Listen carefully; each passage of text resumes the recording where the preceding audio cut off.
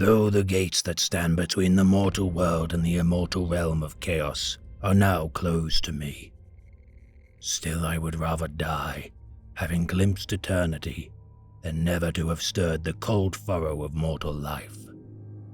I embrace death without regret, as I embrace life without fear. Kargos served as an apothecary of the World Eaters Legion 8th Company during the Great Crusade and Horus Heresy. A member of the command squad of the 8th Captain of the 12th Legion, Kharn, Kargos would earn the nickname Bloodspitter due to his proclivity to spit blood into the eyes of his opponents within the dueling arenas of the World Eaters' flagship, the Conqueror.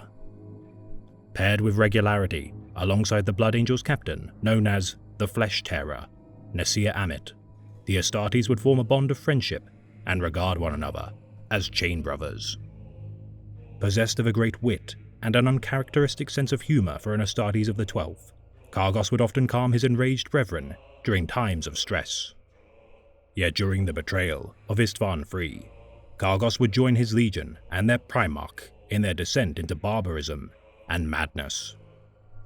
Saving the life of Kharn prior to the invasion of Terra, Kargos would, alike to his kin, inevitably be consumed by bloodlust, and in breaking his apothecary instruments, succumb to the insanity of the butcher's nails and the thrall of the blood god.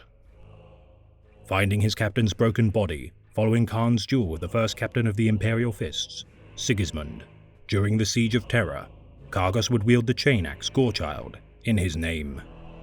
Following the guidance of the Word-Bearer's Dark Apostle, Inzar Terras, Kargos would infiltrate the inner palace of Terra and during his assault on a refugee convoy, be confronted by the Flesh Terror. Dueling the embittered and enraged Blood Angel, Kargos' throat would be cut by Nasir, yet he would survive the encounter.